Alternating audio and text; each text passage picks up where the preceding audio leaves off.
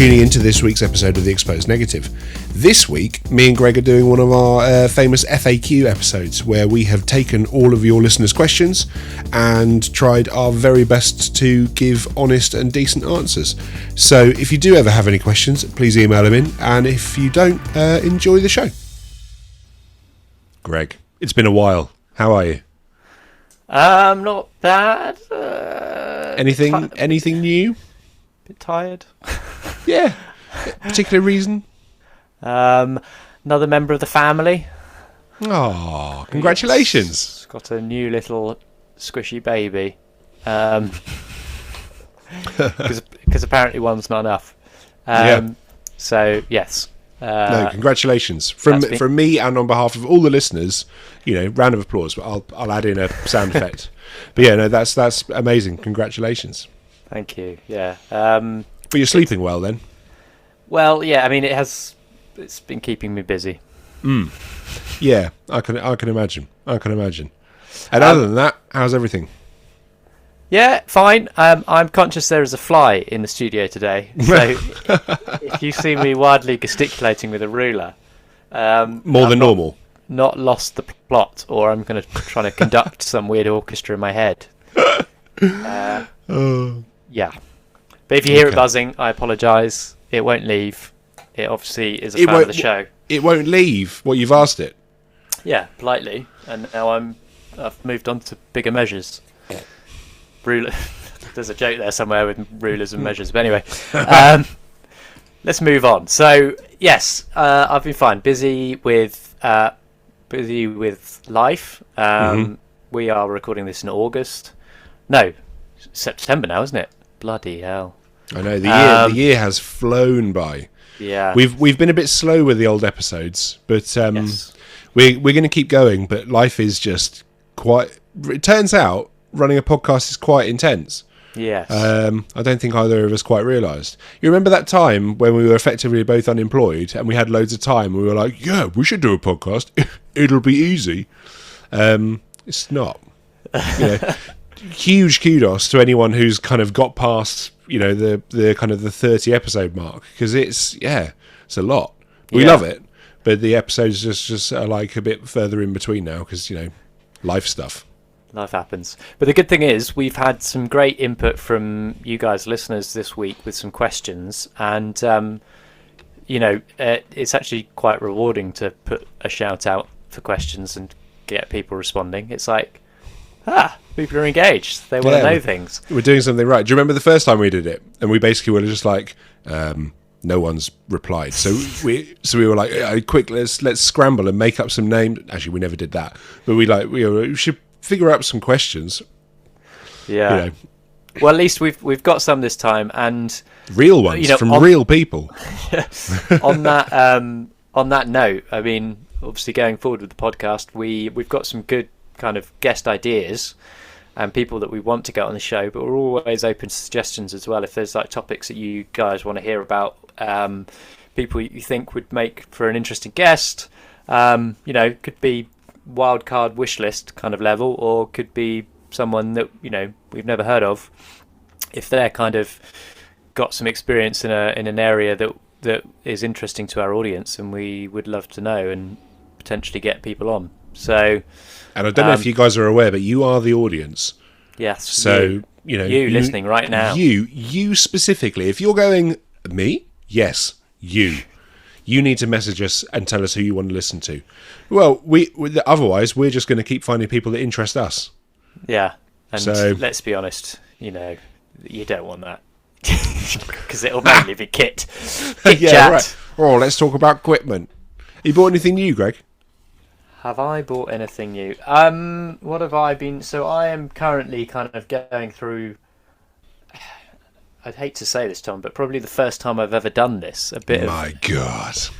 I'm actually going through a total rejig of my camera system, and I might even be moving entirely from one manufacturer to another. You've moved, like 6 times? No, way more than that. So I did Canon to Nikon to Canon, Canon to Mamiya Leaf to Canon, Canon to Hasselblad, that was short-lived. Hasselblad lasted a month, but then it was Hasselblad to Phase to Fuji, Fuji to Leica, Leica to Sony, Sony to Canon, and now Canon to Canon. Canon to Canon. Yeah, I was hoping you weren't going to bring that up, but yeah, you got me. I've just swapped one of the R5s out for the R5C, so It's not a full system swap. I'm done there. You heard it here first, folks. In fact, you didn't hear it here first. You've heard it several times before. I mean, what, 25 times we've talked about it? Yeah. But why the move for you? Because obviously, first, I remember my first move. It's a lot, right? There's a lot of stuff that goes into it. Yeah, when you've done it a lot, it doesn't matter anymore. I think the jury's not still fully out. I've been looking at the new XH2 system from Fuji, is it XH2S? I bought one of them for now. Basically, Fuji finally sorted out the ergonomics for me, and the kind of button layout, which had always been a big problem for me because I use back button focus, and Fuji kind of have previously had quite piddly little nibbly nib buttons, which are just really annoying to press with your thumb. And finally, they've come out with something with a bit more girth to it that you can really get stuck into. So I've been enjoying that, and yeah, that kind of made me think, okay, well that's been sorted out. There's loads of other stuff that's good internally, and it's kind of comes down to how much I really want to be lugging around in terms of heavy kit. Yep. I figured what I possibly would do would be to go down the kind of XH route, and then the what do they call it, the X series line, which I've had, the cameras before. I've had the XT4s and the XT3s and the XT2s before that, but it's not full frame, so those are crop sensors. So I've been thinking of going down that route and then potentially go down the GFX route, which is their medium format and inverted commas line. Baby medium format. Yeah, for more kind of static work, potentially studio work, portrait work. So yeah, we'll see. The jury's still out. It does mean then, effectively, even though you're with one manufacturer, you still have two systems because you've got two different lens mounts, which isn't ideal. But I do love the smaller form factor of the Fujis and the fact that the lenses are so much lighter, because Canon R5, great camera, the glass is massive on those cameras still, and for a lot of the travel work I do, it's a bit of a pain, even though it's really well made. I'm glad you brought that up. So do you remember when mirrorless kind of first arrived? Everyone was like, it's going to revolutionize the camera industry. It's going to be really lightweight, and that was always the argument for the kind of the initial argument was like, it's really lightweight, blah blah blah. It's not, like, at all. The RF glass is the best lenses I've ever used, ever. The autofocus is lightning, the sharpness is just insane, and the build quality of the lens is phenomenal. I'm not sponsored by Canon, but the weight of the things. Like I've just got rid of the 28-70, the f2 one, huge lens, massive lens, and I always had to make the joke that I was overcompensating for something because it just looked absolutely monstrous on the little R5. I don't use the grip, so it always dwarfed the camera. But and then you end up with a kind of a top or front heavy camera system. But the thing weighs, my left arm. It's so heavy, and then I was running that a 24-70, a 15-35, and an 85 prime, and I was just like, this is a lot. And then in the backpack as well, I've got all the batteries and a Profoto B10X and a battery for that. The bag was like 30 something kilos. Yeah, and I was just like, I can't really be bothered to lug this around all the time anymore. And the difference between the 24-70 2.8 and the f2 28-70, for me personally, I don't really shoot wide open that much. Like couldn't really justify it, so I've got rid of it. Yeah, okay. But I'm with you. I think the smaller lenses are great, and also those lenses are really nice. The Fuji stuff's I really like it. No, I mean, I think it's I think they are great cameras, and they keep kind of improving them and bringing out new things for them. What's their philosophy? I think, is it Kaizen? Kaizen, yeah. And that's basically that they don't abandon a product; they try to keep improving it. Yes, well, the Kaizen is obviously a Japanese word, but it supposedly comes from kind of the car manufacturing industry, and the idea that you always are improving a product ever so slightly. But it's quite a nice philosophy in general, like to have in life, especially when I don't know, say you go on a photo shoot and you kind of, I don't know, it doesn't go exactly to plan, and you come away from it and you think, I didn't get that bit right, but I kind of know what I did wrong. Mm-hmm. Then it's a good way to kind of flip that around, and rather than coming away from something a bit down in the dumps about it, to be like, well, actually, going forward, I can take that small change that I'm now going to make, mm-hmm. and get 1% better.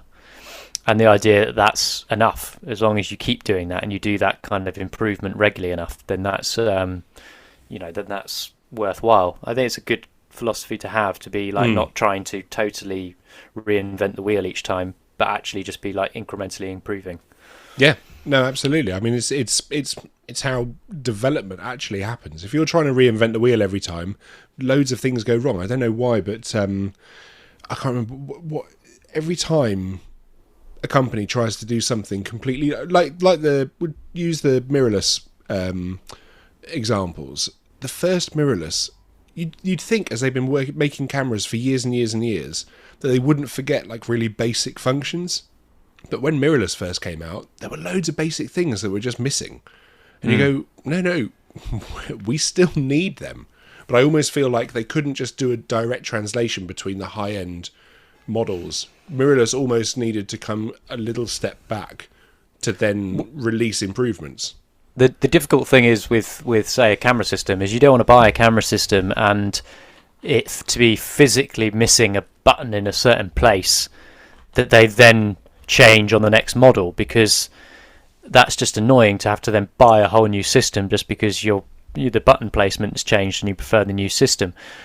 Where Fujifilm seems to do quite well, and previously other manufacturers haven't done so well in my eyes, is the kind of constant improvements they bring to the firmware. So suddenly you've got a camera where they've changed like an algorithm, and you suddenly your camera's shooting faster than it was before, or the focus is performing better than it was before, and that's not a physical change, but that's a firmware change. So you don't have to buy anything new. They company provide that for free, which I think is great. And I think other camera camera manufacturers are now having to get on board a bit with that, perhaps. Do you feel, though, that there might have been a bit of a rush to market, desperately trying to get products out to market that weren't quite where they needed to be? I think there's always a danger of that, isn't there? In any kind of line of work where there's a lot of competition. Quite possibly. Listen, I realised that at the beginning of this episode we didn't say what it was or what we were doing. Oh, so well, I feel maybe we should let people know. Isn't it our Tom and Greg Give a Fac? This is a Give a Fac episode. That's right.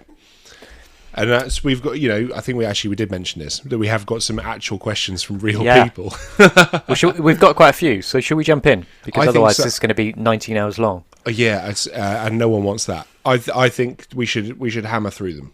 Okay. Do you want me to start with the first one? Do I have to read it in a different voice each time? Yes, please. Okay. I'm not going to do that.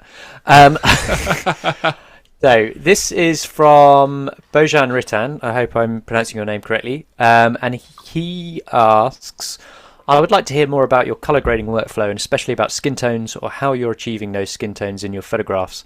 I know that both of you use Capture One, but Tom mentioned Photoshop and Greg used Lightroom lately. Could you please share more details about your colour grading workflow? Does it depend on the camera you use?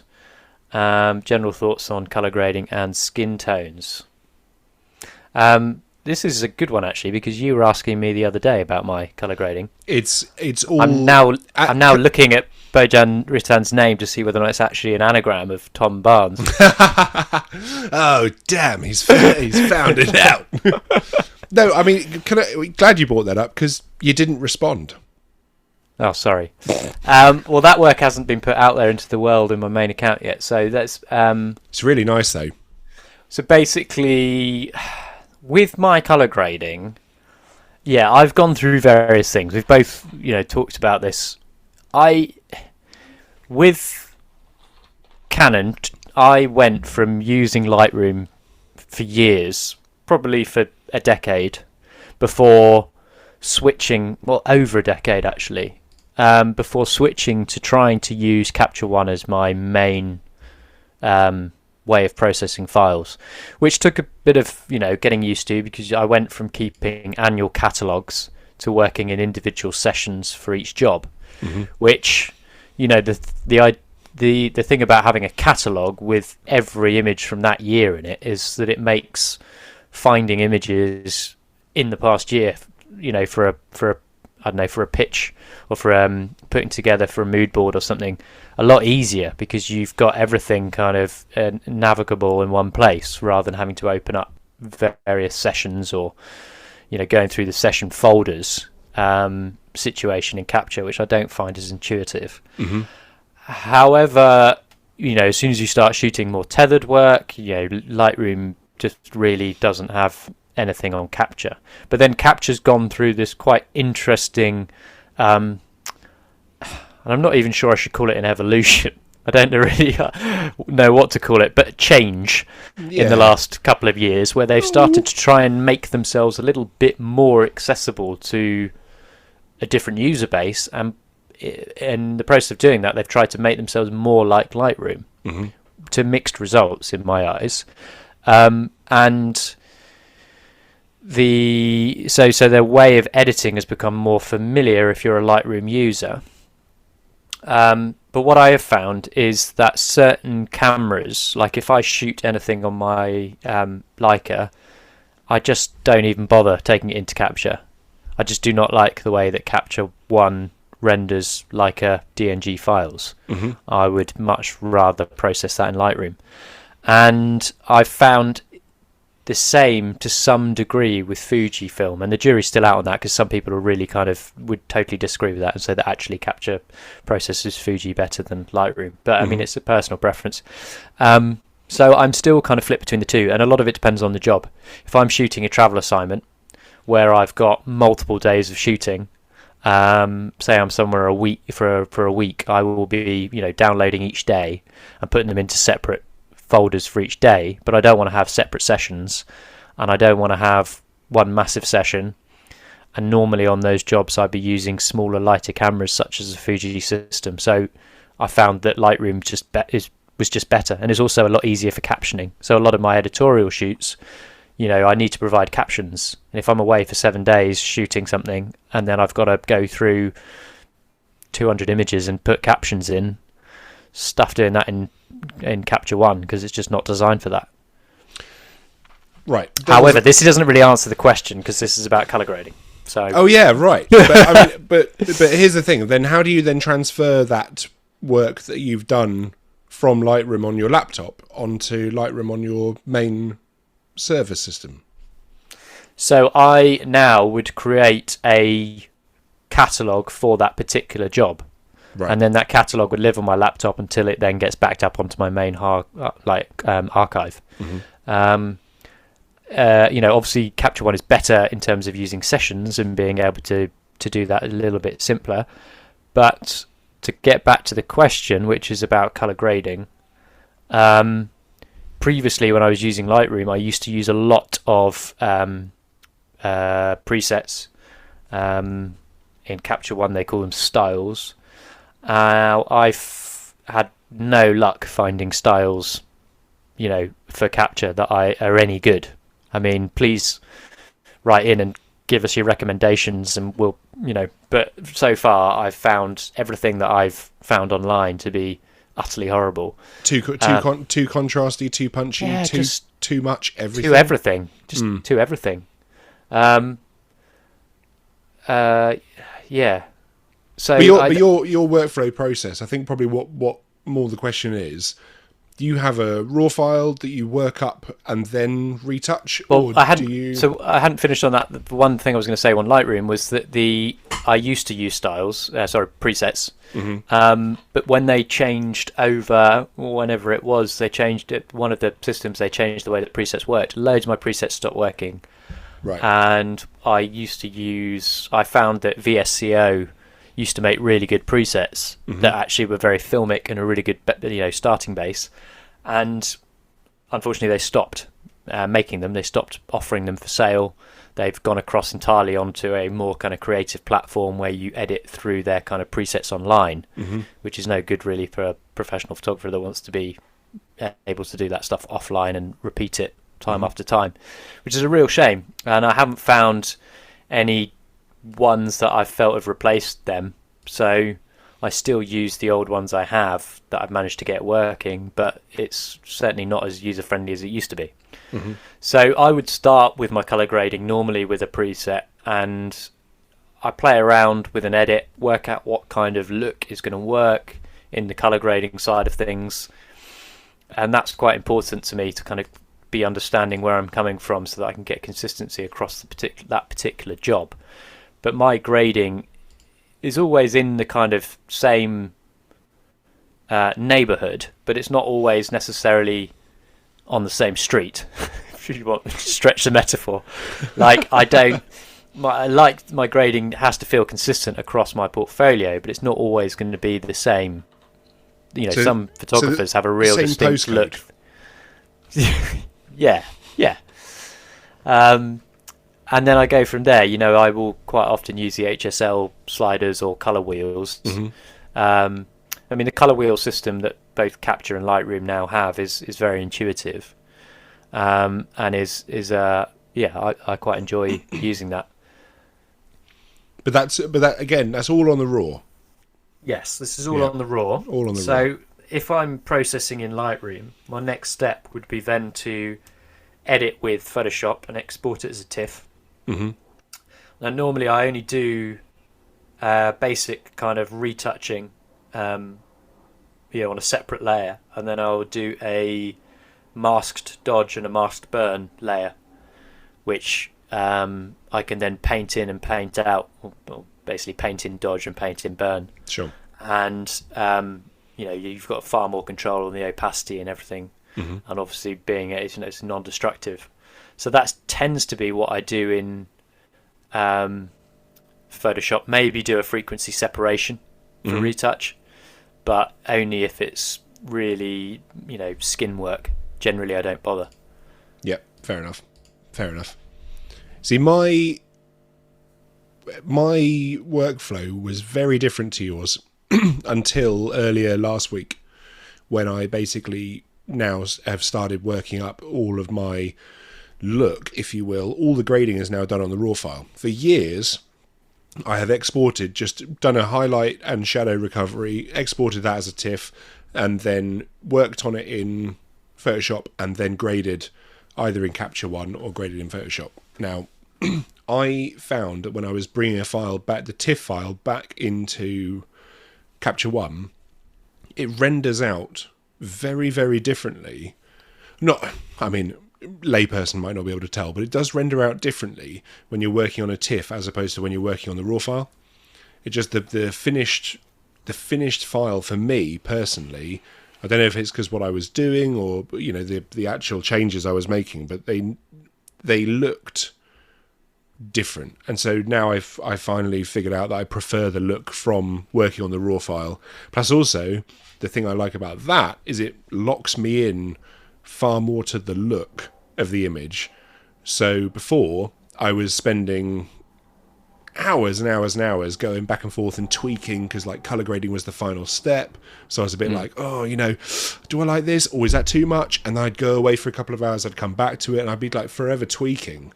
And then end of lockdown, I think one of my shoots I'd been through 20 or 30 times. I was just that's such a time suck. I shouldn't be doing this. I should be just getting a look I'm happy with and moving on. Yeah. So now, obviously, locking the look into the file and then either retouching it myself or sending it out for retouch is a much, much better way of working, and I'm now getting the look I want. But again, I'm doing less to the file than I used to do. I used to, hit everything with a ton of contrast. I've dialed that all back. But we use the same grading tools really, but I just use the capture version. Yeah, and both of them have quite good tools for skin tones now, don't they? And they're very similar. Yeah, that's an interesting one. Yeah, because he mentioned skin tone, doesn't he? So for me, working on the raw, skin tone is one of the things I really obviously pay attention to. Being a portrait guy, you kind of have to, right? But this Capture One, and I'm sure Lightroom's got an equivalent. Capture One's got the skin tone tool, where obviously you pick an area of skin tone, and then I always now will hit show selected or highlight selected area. I'll always hit that because then it just shows you on a black and white image the areas that you're actually affecting. And so I'll try and then move the sliders and move the area on the I don't even know what it's called, not on the vector scope, but on the color wheel. I'll try and hone that in just so it's affecting the skin. The color blob.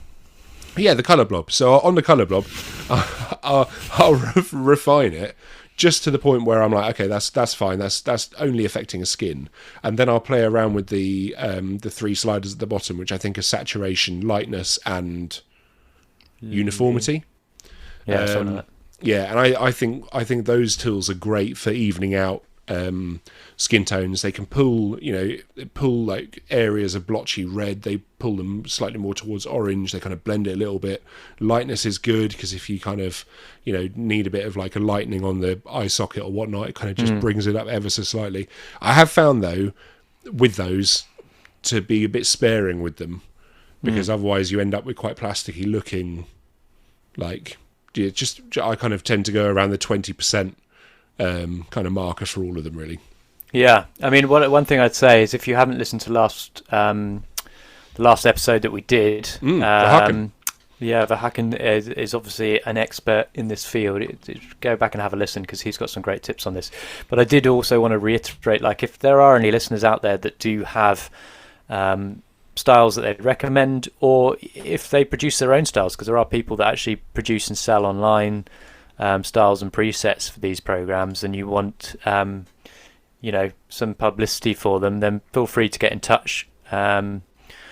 We'd be happy to kind of have a look at these things, and if we think they're worth shouting about, shout about them. Should we move on to the next question? Absolutely. So this is a question from Chris Bolton, and it is a quick question regarding kit. He puts in brackets, "I know you like to talk about it." Oh, yes. Cheeky bugger.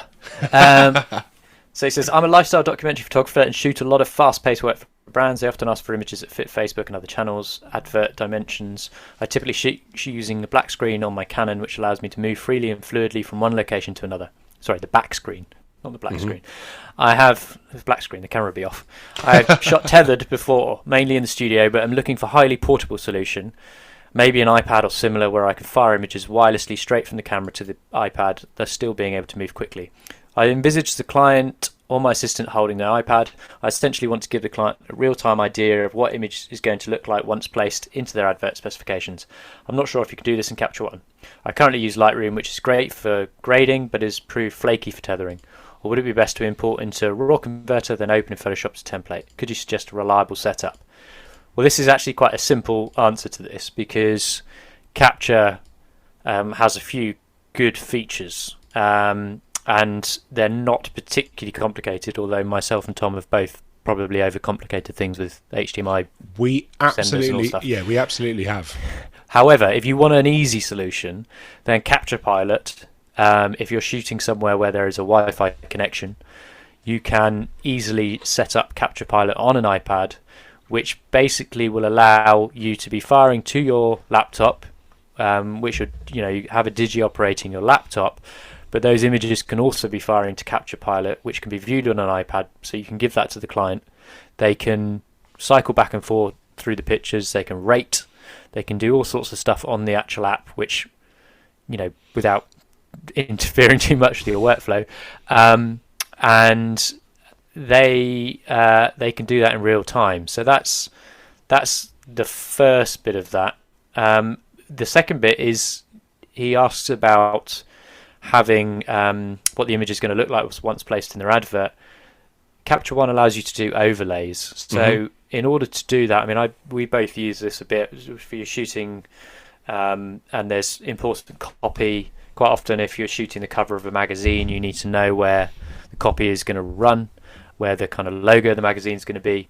Ahead of time, try and get a PNG of the actual cover of the mag, and then load that into your overlays, and you will be able to see exactly how that will sit with your image. It's a bit of a fiddle, that tool, isn't it, in terms of the horizontal and vertical placement? It is a little bit, but at the same time, the functionality, it doesn't need to be much more complicated than it is. No. I think it works really well for what it is. As long as you've got the right PNG and the right kind of layout look, with transparency in the right area and stuff, I do think it is. I use it a lot, so for me, it's kind of a necessity, really. Is there anything else you'd add to that? Right. In my experience, wireless tethering is not a go. Right, like I've never ever. I know there have been wireless cards like iFi, and then there have been wireless things like I think Cam Ranger is one, and I know Tether Tools have got their wireless tethering. The trouble is, the files that are coming off our cameras are so big that I just don't think it's fast enough. And also, here's the thing: go buy yourself 10-meter cables. I use the ones by Area 51, so I can have 2 5-meter cables linked into each other and still be pinging they're super quick to come off the R5, and I've got 10 meters of range. It does slow down after a while, but actually 10 meters, I mean, are you ever going to be 10 meters away from the client? It's quite a long way. Like, for me, personally, not. I think that's fair. And what about your wireless setup that you use when you're not somewhere with Wi-Fi? If you want to ping it out to another monitor. Well, Greg, I'm glad you brought this up. So I've been using Hollyland, the 300 and the 400S Pro now for a while. They're fine. So they are. We had it on a beach in South Africa. The 400S was going, I would say, probably a third of a mile or a quarter of a mile up the beach, sending the signal to the iPad, which I thought was amazingly impressive.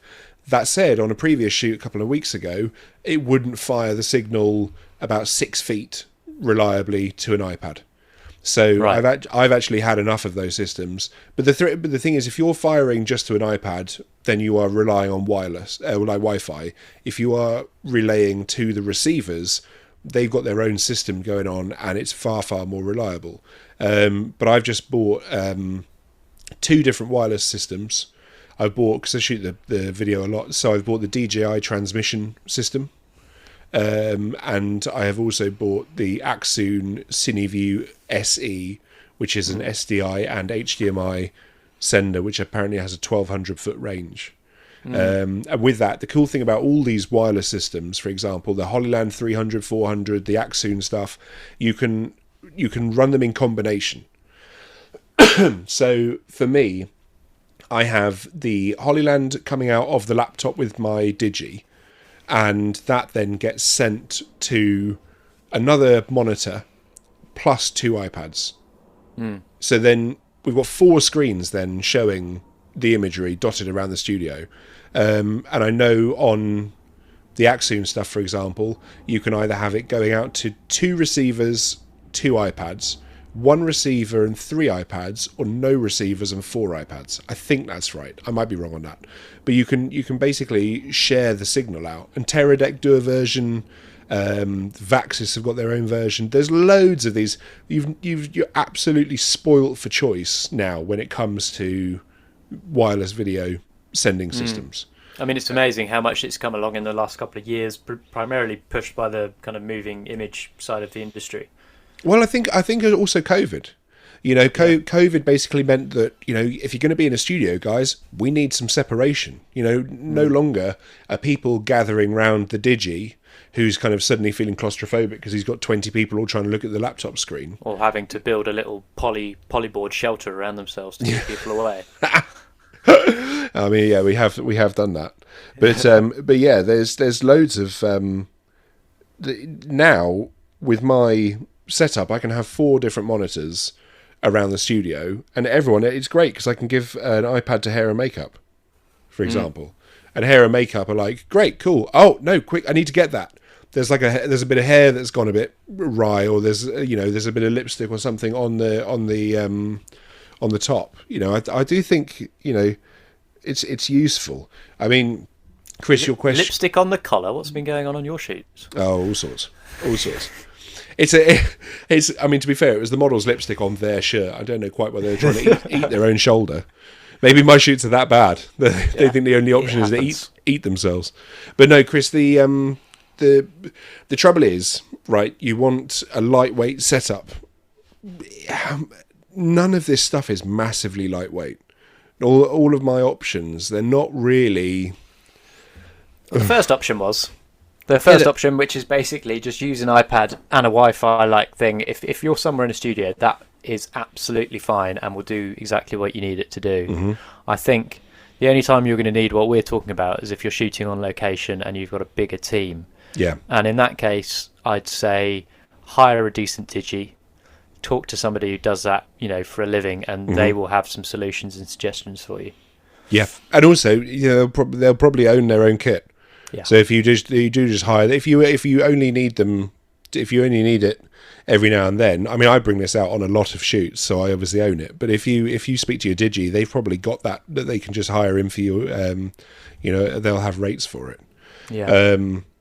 It's always nice to hire in a bit of extra kit from people. So the thing for me though is I will love because I know Capture One have released the iPad version of Capture One, right?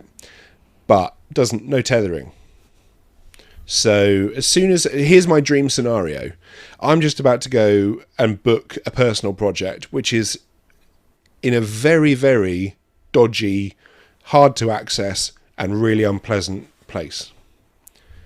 I'm not going to say any locations because I don't want to upset. I was going to make a joke, but I'm not going to upset any area of the UK. But it's abroad, and my dream scenario is that I have an iPad in the bag with me, so I don't have to lug my heavy laptop up to the top of this mountain or down to the bottom of the mine or wherever I'm going, and I can just connect the R5 into the iPad, shoot tethered into Capture One on the iPad, shoot into my preset that's already there, so I can then instantly see on the iPad what's going on. So it's super, super lightweight, but also I want it backing up to the card in the camera as well as going to the iPad.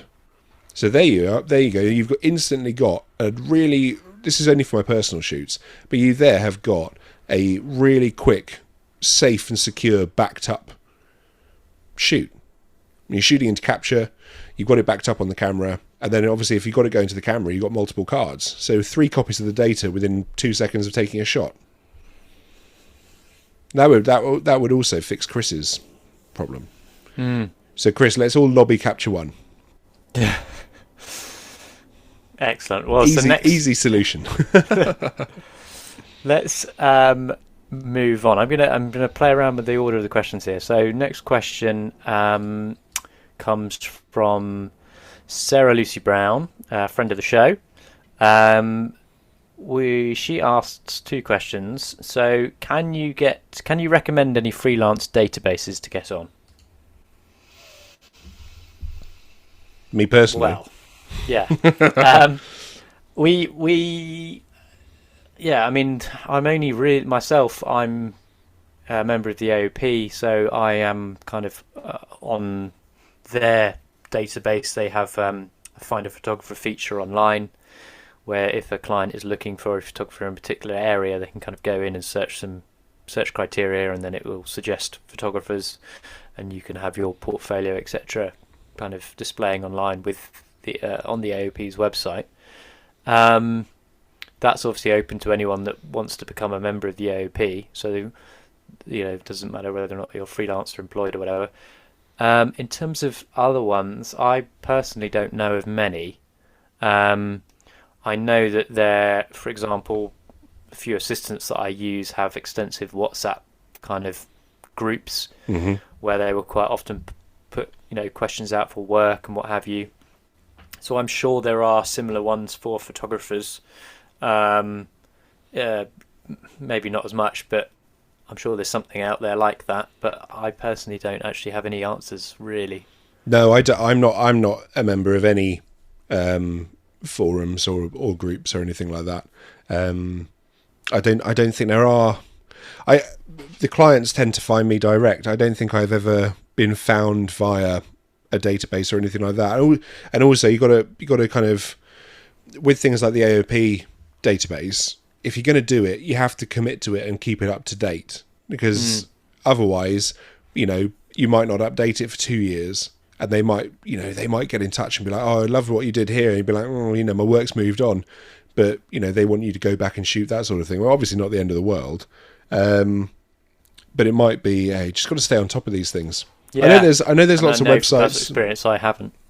Well, likewise. I mean, the thing is, like, life gets in the way, and then you just don't think it's a priority. But I know there's things like, there's websites like Behance, there's the Dots, there's Creative Pool, there's a whole load of these social networking for creatives kind of thing. I don't know if that's what she means, but some of them are quite good. But again, don't have the time. So I don't have the time or inclination to keep updating them. I know a lot of retouchers and digital artists seem to, I don't know if it's still the case, but I know that Behance was quite popular in that field a few years ago, because again, you can use it to kind of showcase a portfolio. So that could be an interesting one to look at. The Dots, as you said, almost like a LinkedIn for creatives, but I've not really explored it myself, so I'm afraid I can't really speak for that. But the second part of her question is, when are you going to arrange the X-negative social? With some beer emojis. We should do that. We should. All right. When we started this, we couldn't even meet in a pub, could we? Because we started it in COVID. No, this is it. Whereas now we could quite easily do a kind of central London pub, maybe of a weekend or after work one evening. I think weekends are probably a bit easier for people with families. Well, what about this? Why don't we put a shout out? Well, okay. Well, look, if you want to do a social, if anyone knows of a bar or a pub that has a room that can hold 6 people, maybe you can get them to get in touch. Actually, it'd be super nice actually to get that all together. And I get so many messages about the show, mainly from you, actually, Greg. But it would be nice to see you again, because I mean, we've only still met like 3 or 4 times. Exactly. So I think, I mean, if people actually want to do that, if people would be up for a social, get in touch, let us know, because if there's enough interest, then I definitely think it's something we could do. We could speak to the Photo Book Cafe maybe and do something there. That'd be fun. That's a great little place. If only we had a contact. Yeah, if only we had a contact. See episode 6. Wait a minute, we set up a system for this. We did. We've got an amazing database system, which we'll cover at some other point. See episode 16. There we 16, go. No, I was almost right. I was half right. The episode 16 with Matt Martin, who, if you haven't been down to the Photo Book Cafe, he's a very good reason to go down and say hello. So, I've now lost my place. So, well, that's on our to-do list to get it organised. Yes, absolutely. Do you want to take away the next question? Take away? Do you not want to answer it? No. Oh, yes. Well, what do you want me to do? The COVID one or the portfolio one? Portfolio. Let's go portfolio. All right. What's that one? So, we have got a question. Is this from? I think this is Matt, isn't it? This question is from Matt Wardle. What's up, Matt? He says it's a 3-parter. This one, so we're going to hammer through them. Number 1, print portfolios, are they still relevant? Greg? Okay. I haven't shown my print portfolio for at least a year, if not longer. But I still prefer a print portfolio myself. I don't know really what art directors and art buyers think, but I enjoy the process of actually having somebody go through something physical rather than swiping like they're on some kind of photography Tinder. Like I do have a iPad portfolio because it's useful for showing projects which might not be, in your book. And stuff that you're working on that's not necessarily made it to your book. It's great to have that as well as your printed portfolio. But for me, having a printed portfolio is just, there's a bit more ceremony to it. It's a bit slower. As you said, it's kind of a physical thing to do. I think it's a good conversation starter. Generally, yeah, I just think it's, I'd like to say we primarily work in print, but that is obviously changing. Actually, I'd say we probably primarily don't work in print anymore. That used to be the argument for having a printed portfolio. Why are you going to show something on a screen that's necessarily going to be seen on a magazine page? But sure. Actually, nowadays it's probably flipped. But for me, I think having a print or having something printed, even if it's not a portfolio, even if it's just like a project, I think is a really important thing because it can it's got a different sensibility to it in a way. Yeah, I agree, but at the same time I'm also with you. I stopped having a print book now officially about 6 months ago. I do a lot of video work, and actually it's much better for me to be able to present all my work as a body of work. So I show everything. I have 3 iPads now, or iPad Pros that I go around. And I bring them all in depending on how many people I'm meeting. So what would be ideal is that I would run a presentation on an iPad mini that would then cast out to the iPads. But I don't think, and I haven't been able to find a way of getting that done.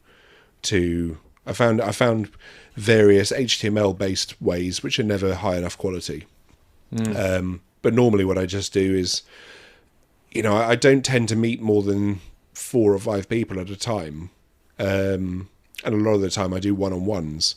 So having an up-to-date iPad that I can update the night or the day before of just some recent work, and kind of rearrange it all in the order, and drop in videos left, right and centre. For me, that's the way I do it.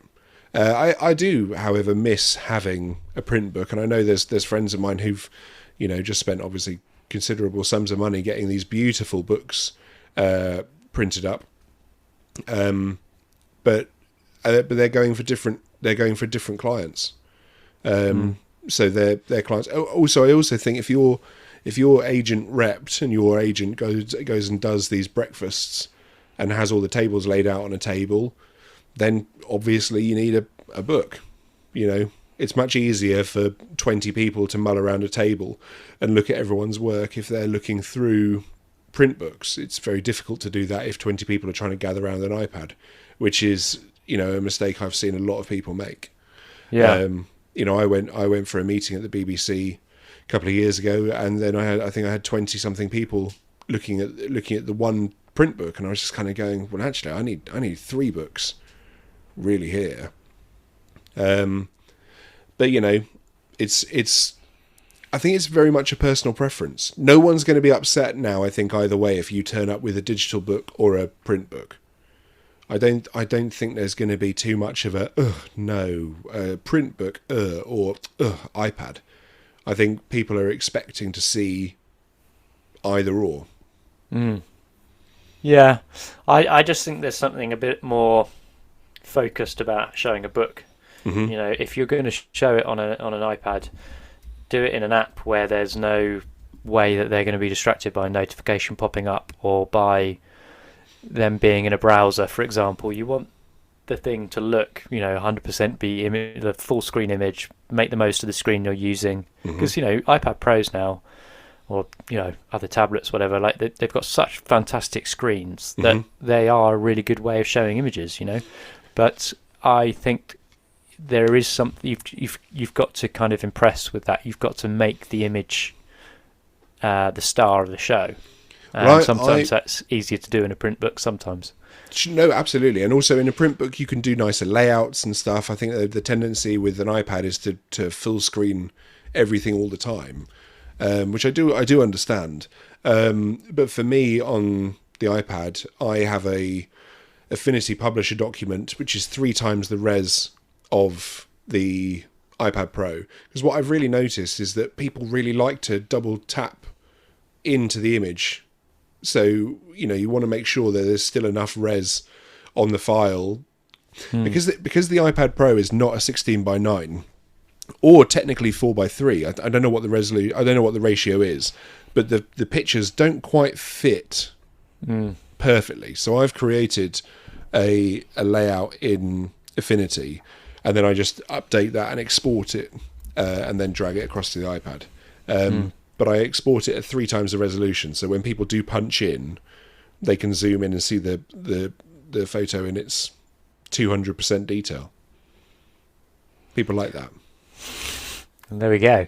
So the next part of the question, can you merge photography with video successfully in your business, and is it commercially viable given the added time it takes with the video ecosystem? Yeah, I mean, I love it. I know there's a lot of people who hate it, and there's people who've put their foot down and be like, I don't shoot video and whatnot, but I'm here for it. Like, I swear in a different life I'd be a DOP. I'm here for it. I've loved it. I've been filming stuff since got my third 5D Mark II on an American tour in 2012. I remember I've loved it. So yes, how do you find, because it's a very different kind of head to have to be focusing on, because what I find is it can be difficult to focus on both and end up excelling in both. I find that if you are doing both on a shoot, you have to make a sacrifice somewhere, and normally that can come at the expense of neither product being quite as because you quite often you're not necessarily given more time. Yes, but I think the way I personally manage that is I go back to the client and I just say, look, I really want to do this, both stills and motion, but there is the extra element of fuss of getting the motion camera set up. There's extra crew, everything requires just a little bit more time. So if you want both, it's totally possible, but I need to manage your expectations. And so we need to drop this shot from the shots list to give us that extra bit of time to be able to get stills and motion on X, Y, and Z. Right? Yeah. Like I think that there's such a temptation as photographers to just try and say yes to everything, that actually managing expectations is such a big part of our job, because you don't want to overpromise and underdeliver. It's quite the opposite. So you just need to manage the expectations, but that all comes through experience.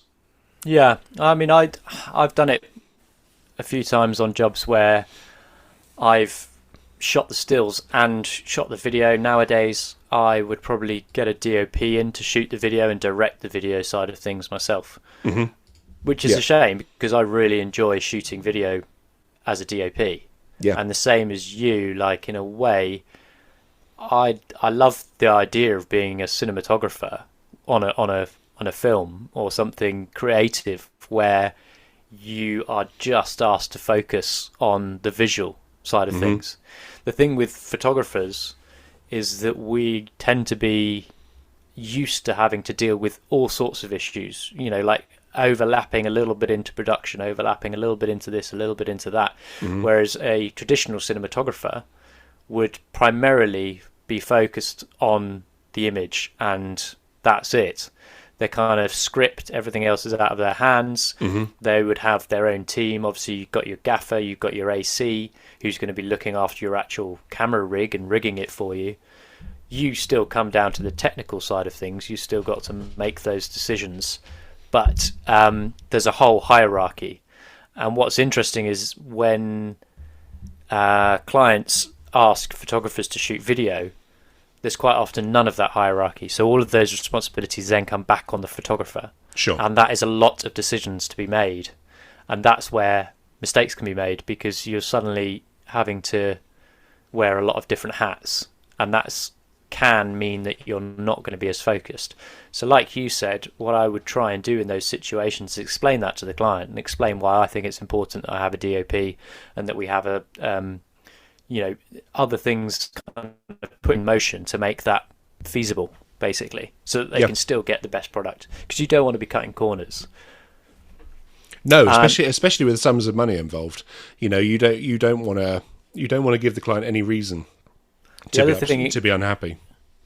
I don't know how your system, you kind of might be shooting the stills and the video on the same camera, and I've done that in the past, but now I prefer to have a separate camera rigged, because of the rig that I actually use for filming is quite involved, and that takes time to set up. So I would have that set up and in a separate video bag with all of the kit needed for the video side of things, rather than kind of using the same camera for both jobs where there's crossover. It really depends what you're filming, doesn't it? It does, yeah. So for my personal stuff, I'll shoot the stills and video on the same rig. Again, depending on how relaxed it is. Some of the stuff I shoot, I haven't got very long at all, so I'll try and get it all done on the one body. But same as you, I'm going to try and kind of rig the R5C out a little bit more than I normally would, just to make life a little bit easier when it comes to shooting motion. Going to get a matte box on it, various things like that, which aren't really conducive to shooting stills. Because also my video work does look quite different to the stills stuff on the personal shoots, because you don't bring out, or you can't really bring out as much lighting and stuff like that. So yeah, I'm kind of with you. I think I probably prefer to have two cameras, one predominantly as a stills camera and one rigged as a video. But the R5C for me now ticks all the boxes, and I can do both. But again, depends entirely on what you're shooting, how much time you've got, the location, whether you can bring in an assistant. There's a lot of variables. But going back to the question, can you successfully merge the two? Yes. Okay. I think the given the added time it takes with the video ecosystem, again, I love editing, right? I feel actually a huge part of the creative process when I'm creating these short films, it comes in the edit. A good editor is worth their weight in gold. But there comes the added cost. Editing costs money, right? So if I quite like doing my personal projects and editing them myself. I really enjoy that part of the process, but I know it's not for everyone, and a lot of people absolutely hate it. So try and find a good editor. I think the other thing is, I think try and find a good editor. I'm with you. I enjoy the editing process, but I don't want to necessarily take it on board for some projects just because it's such a time sap, and it's easier to give that to someone who's better at it than me. Sure. But equally, I think it is really important to take all of that stuff into account when you're kind of putting the bid for the job together, because you've got to understand how much time is involved in video. But not just that, if you are editing it yourself, you need to have a more powerful spec'd out computer. You need to have different software. You need to have all of these things. So as we've talked about before, if you're thinking of trying to do both, it's worth kind of taking that all into account, putting your cost of doing business together to be able to understand what you should be charging, to make sure that you're not undercharging and stressing yourself out. Because there's nothing worse than kind of over-promising and not having the budget to do it, and then kind of stressing yourself out for something which you're not going to be financially compensated for, and also then resenting the fact that you've got yourself into that situation, which sometimes means that you then have a negative... That's the worst part. You kind of, because you're cross with yourself, and then you're just like, oh, I'm such an idiot. Why did I not? And it's like that for me. I've done that loads of times in the past, which is why I have now got one of the Mac Studios that runs multiple streams of 8K raw. Not an issue to edit on it, and it makes my life so much easier. But I've tried to do big project edits on old Macs, and it's just it's been such a drain. And then you've got to create the optimized media and the proxies and all of that kind of stuff. It's much easier just to drop the files in and they work. But yeah, again, if you don't like it, there's loads of people who edit. Good editors That's a bit trickier. Speak to your friends who shoot motion, see if they've got any recommendations, things like that, and then I'm sure you'll be able to find someone. Okay, and the second part of his question then is, where do you look for inspiration, and what do you think helped you form your look? I mean, Instagram for me is a huge thing, right? Like I'll save posts and I'll email myself, and then I'll take screenshots of the things I like, and then I drop them into an inspiration folder which never gets looked at. So I'm sure that happens to a lot of people. I was talking to a friend of mine last night. We went out for a drink, and he was telling me about an app called Muse, where you can put all these images on and lay them all out like a big table, almost like you just stack them up and throw them out, and lay them out how you like them. That sounded quite cool, so I'll check that out. But for me, cliche though it sounds, inspiration is everywhere for me. My favorite thing is going to airports and walking past the big adverts for perfume or something, because there's normally something that I kind of look at and go, that's pretty cool, I'd like to have shot that, and things like that. But there's a lot of it's just pootling about online and saving them to my inspiration folder.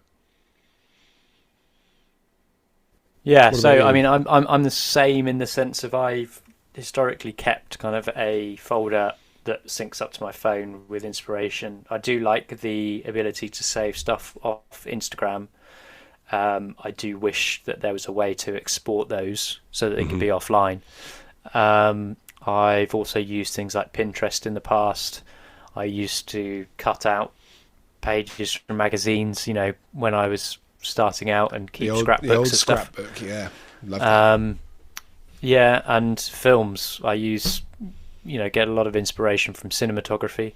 There's a fantastic service called ShotDeck, which actually takes screenshots from all sorts of films and then puts them into a database that's entirely searchable.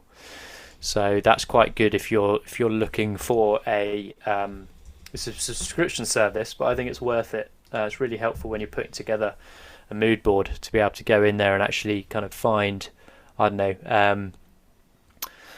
know, something like, search red buses, and it will come up with every red bus that it's seen in a Hollywood film, and give you all of them in a kind of deck.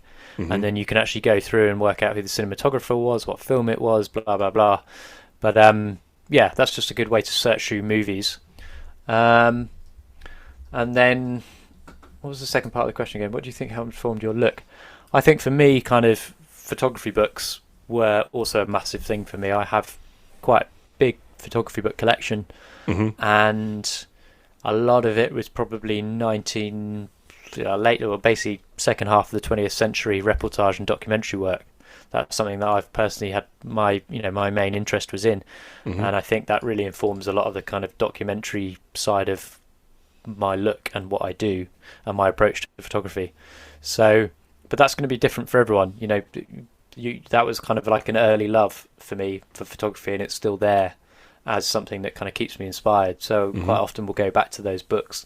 And if you're looking at books, there are some great. Martin Parr did a 3-volume series on photo books, which is fantastic to go through as a reference, because you've not just got one photographer's work, you've got multiple photographers' work over decades of photographic history, and so that's a really nice kind of reference book to have that'll allow you to kind of go down various rabbit holes.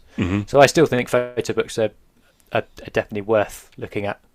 And it used to be that,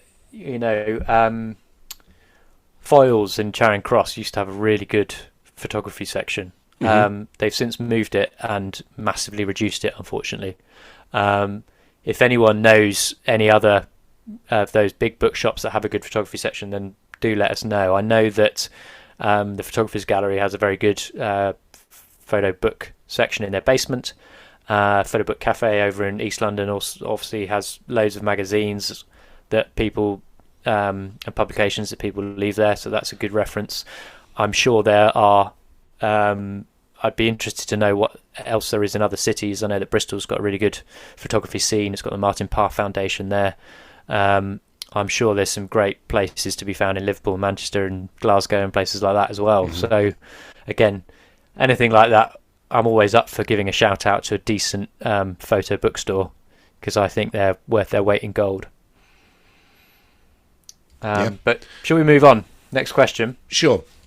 Quickly before we move on, I also like getting random magazines.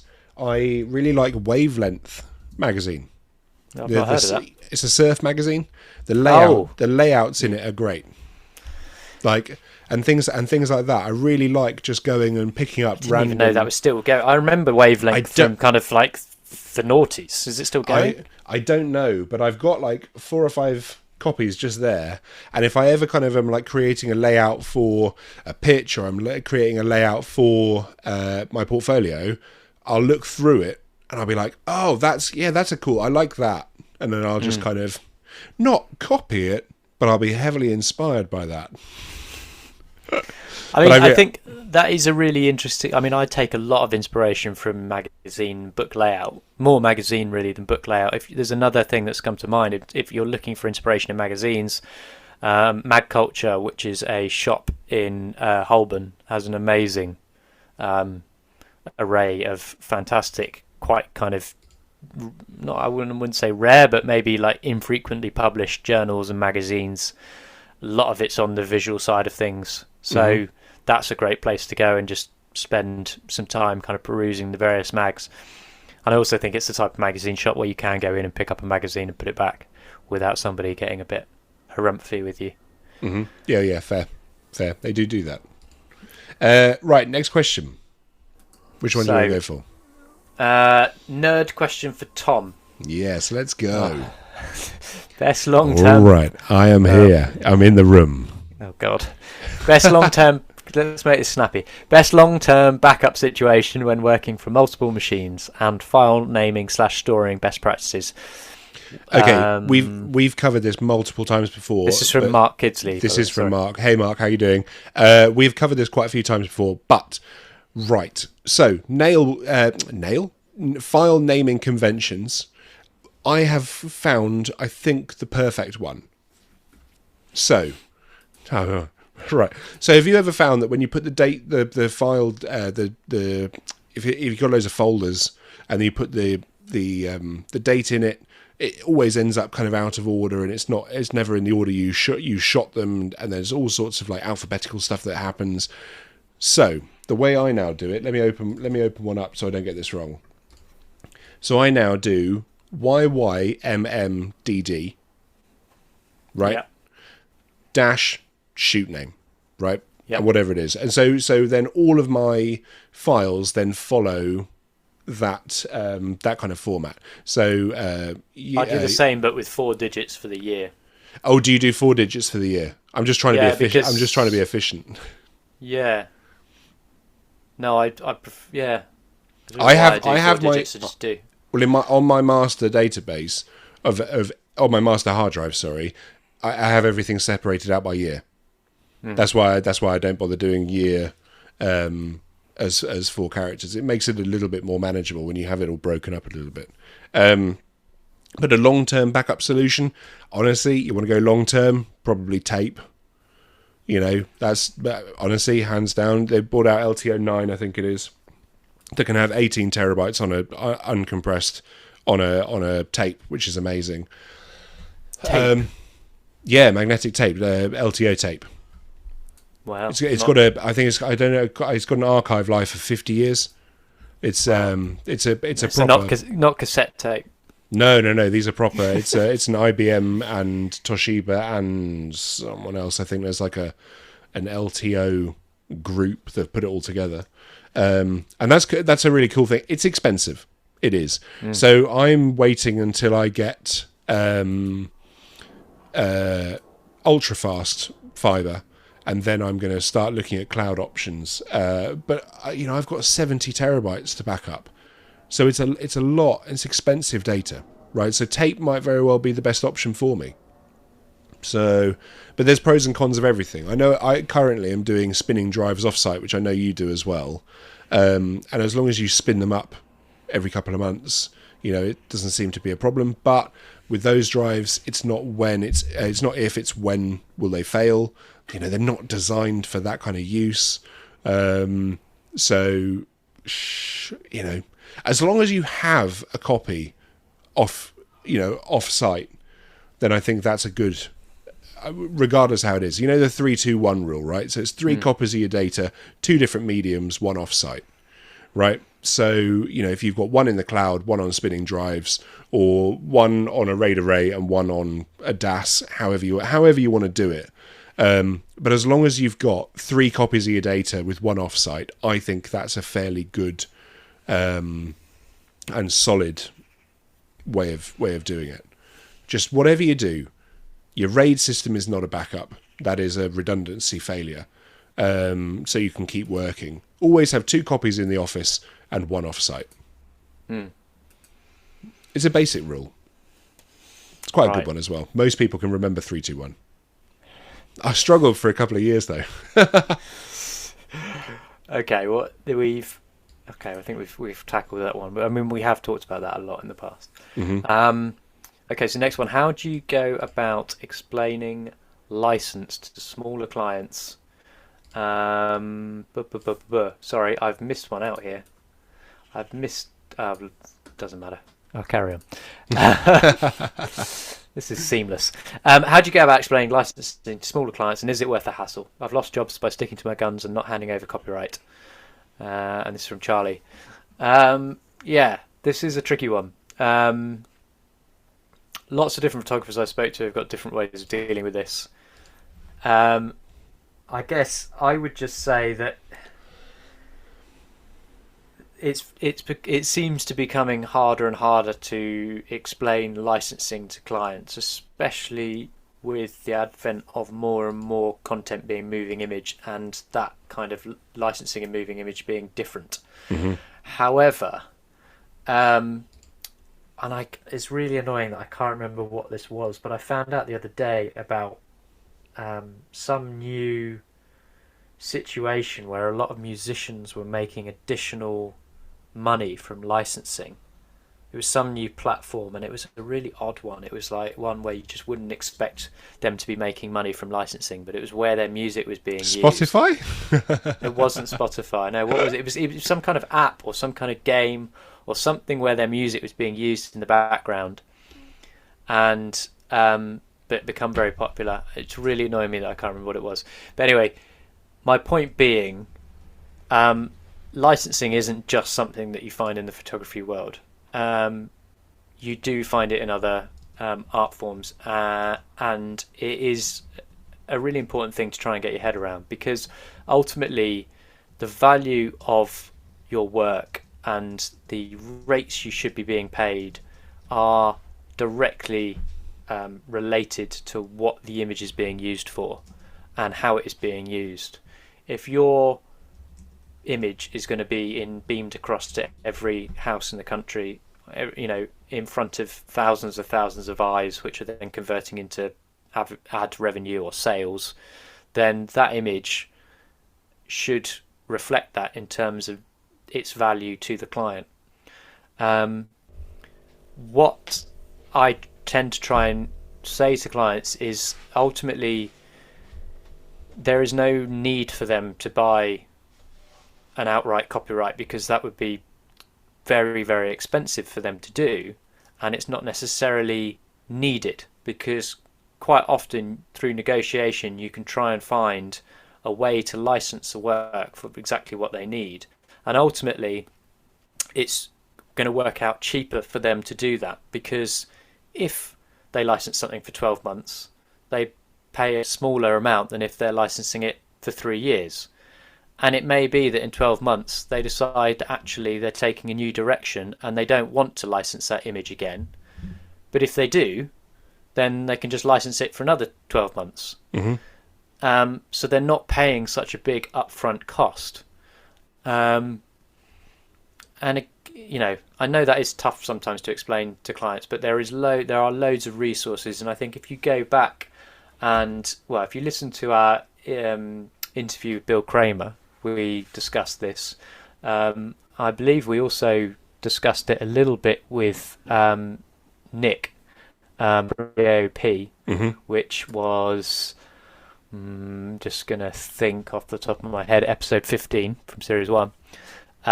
Again, we touched on it there. I think we touched on it in a couple of different episodes actually. So go back and have a listen to those as well, because there's definitely some kind of good ways of explaining it. There's some people that we're looking to get on the show in the future as well that I'll bring this up with, various reps and people that deal with licensing a lot. One thing we discussed a lot with Bill Kramer when he was on was he was talking about a photo editor, and if you go onto there, they have from Wonderful Machine, they have some estimates put together for US clients, and again, it's really interesting to go and look at those estimates to get an idea of ballpark prices and how usage affects the cost. Super important to get your head around, because if you don't get on top of that, you're going to be underselling yourself and you're going to be shooting yourself in the foot, because ultimately you're going to end up with a business model that is not particularly sustainable in the long run. And it also damages the rest of the industry, because you're going to be selling something for far less value than it's worth, and in the process you're going to be undercutting somebody else. I do also find a lot of times when you're dealing with people who want the earth without, or who understand the value but refuse to pay for it, I do often find that they can sometimes be the most difficult clients. Yes. The most demanding ones. It's almost like a red flag for me. Like for me. Not willing to shift on that.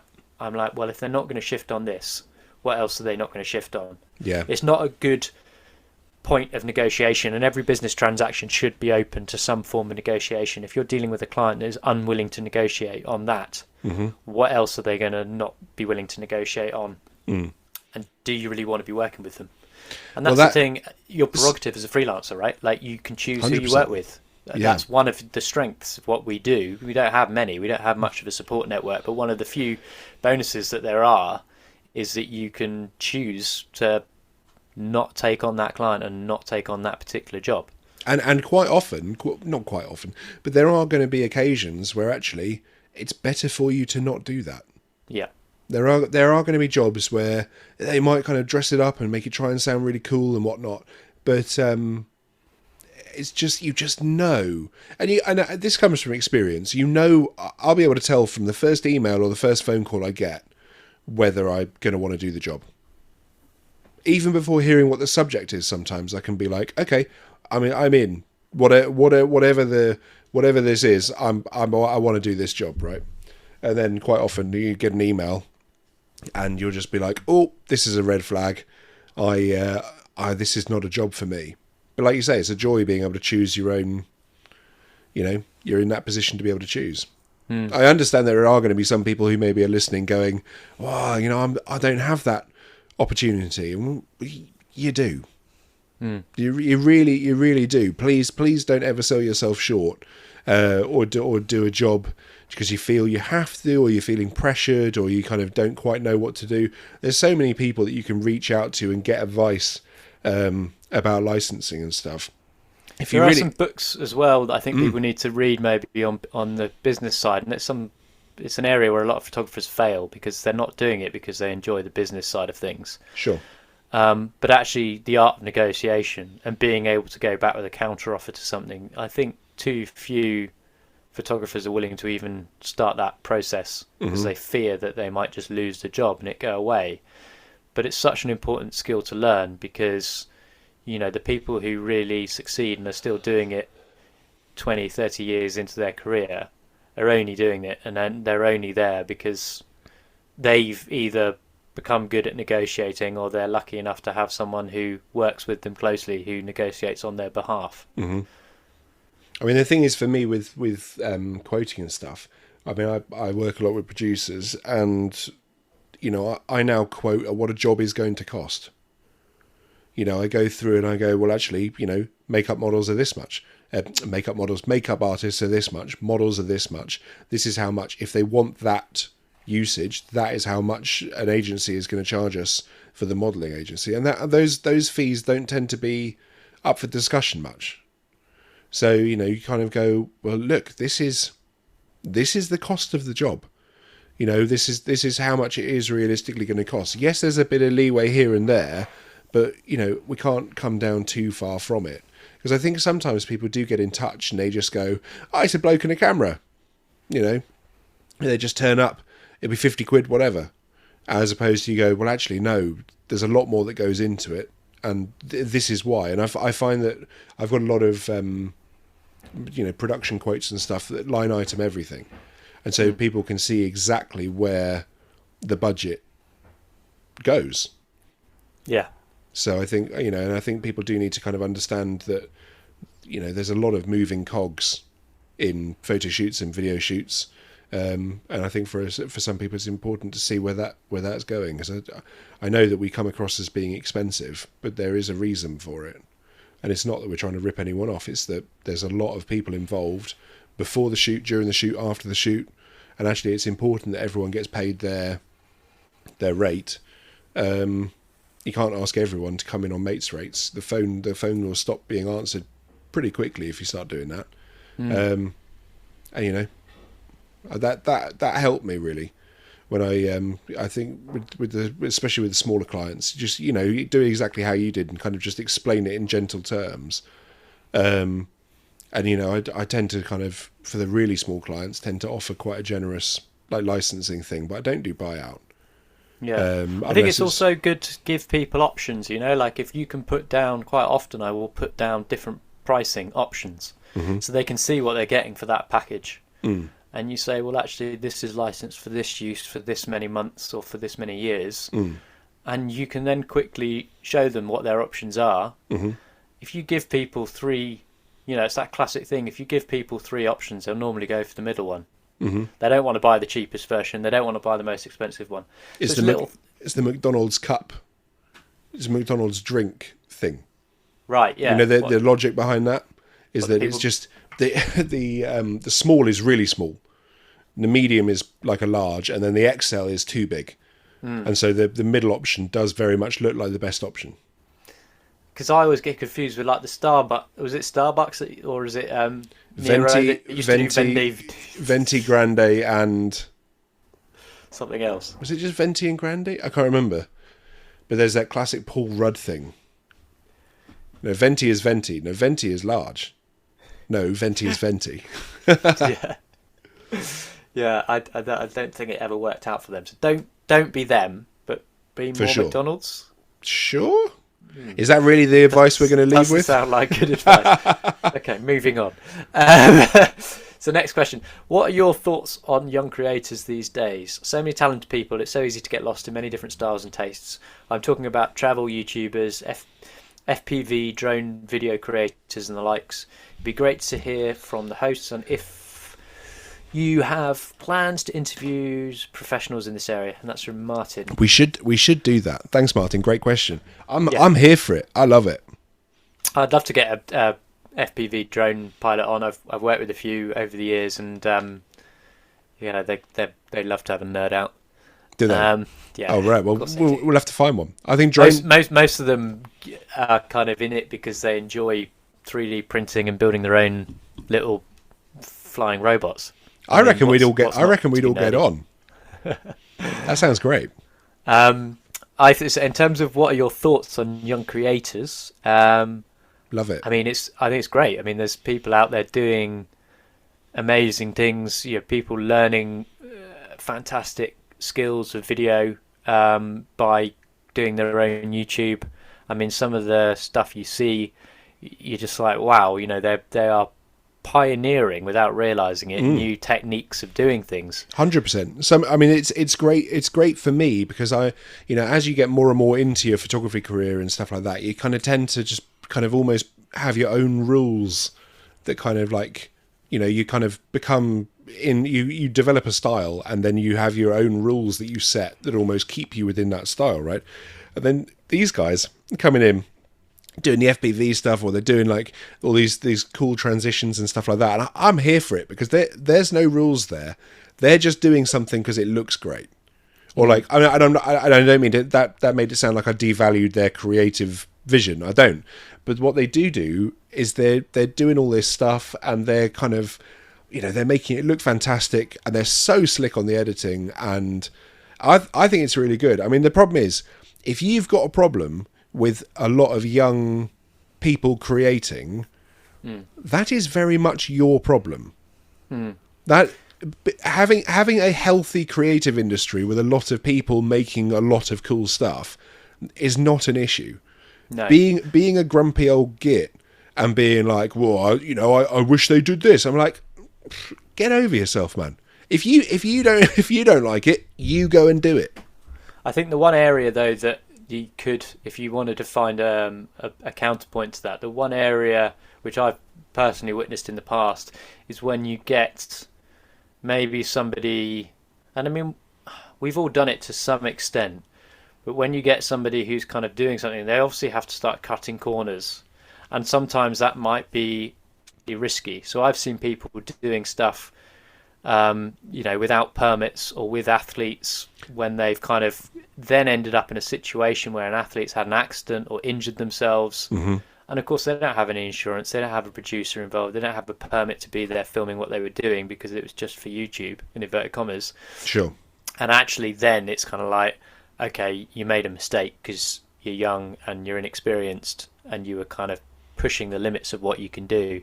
But I think everyone goes through that in their career. It's just part of kind of growing up and getting into it. I've seen it equally with drone pilots, causing issues, crashing drones or flying them in places where it's dangerous to fly them because they're willing to take the risk for the content, in inverted commas. So that's where it can become problematic. Yeah, because I would imagine they, maybe a bit young, don't quite understand the consequence. Especially with, say, like, I've witnessed this a lot abroad with YouTubers that are kind of, I don't know, maybe digital nomads. They travel with their drone, and then they go somewhere where actually they've not looked into the drone laws. This has happened in Iran, for example, and people suddenly end up in jail because to them it's just a harmless thing, but actually you've got to have a bit more kind of respect and understanding of where you're operating, and equally maybe doing stuff that's going to piss people off locally. I've seen that happen as well with people in beauty spots where actually you don't want that drone buzzing above people's head, upsetting people who are sunbathing on the beach, whatever, is not necessarily appropriate.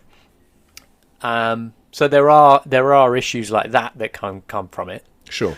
But I think those are the type of mistakes that lots of people can make on their way, and ultimately without making mistakes like that or without witnessing mistakes like that, there's no progression. To play devil's advocate there is, you've made mistakes.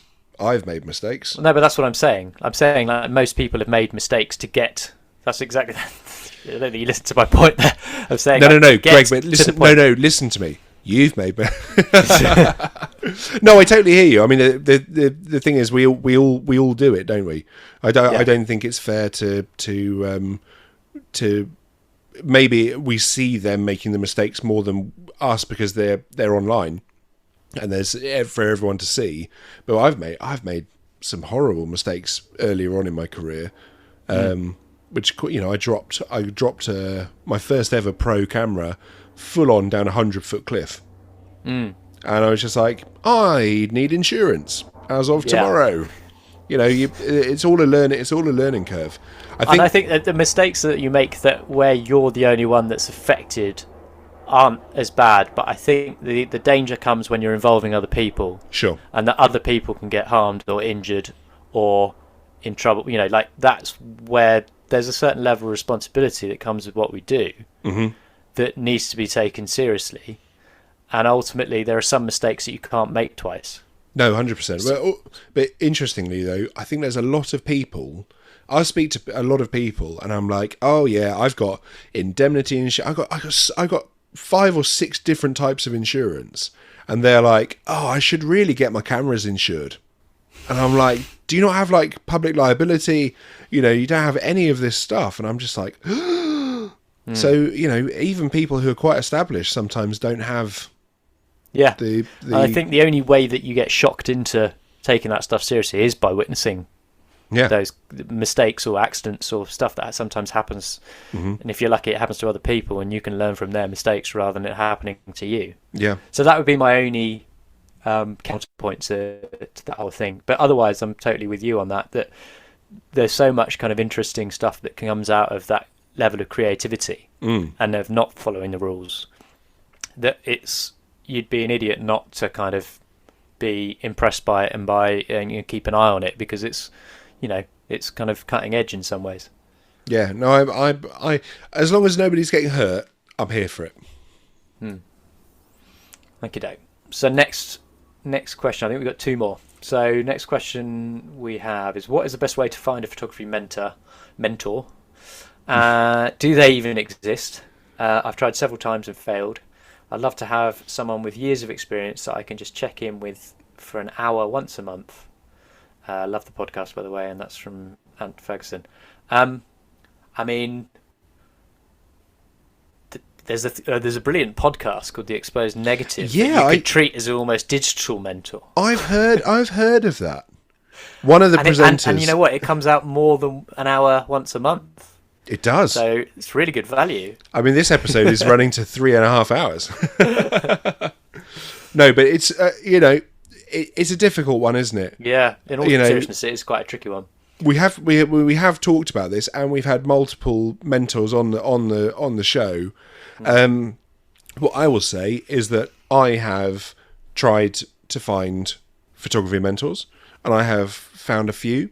Some have been better than others, and it's very much a personality trait.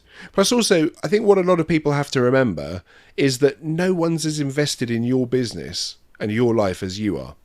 So trying to find someone who's a photography mentor who's going to share the same level of passion and is going to hold you to account in the same way that you should be holding yourself to account is very, very small. The chances of finding that are very slim. You almost need to have less looking at it like a mentorship or an apprenticeship, as more kind of like you need to be developing a friendship with that person, because who can be completely honest. Yeah, because they need to be completely honest, and they also need to care. Yeah, to some degree. They need to like you enough to care about what happens to you. Otherwise, that can be you can get bad advice. It's also sometimes difficult to find. You might find a mentor who is a bit jaded. God knows there's enough jaded photographers in the industry. I've not met any.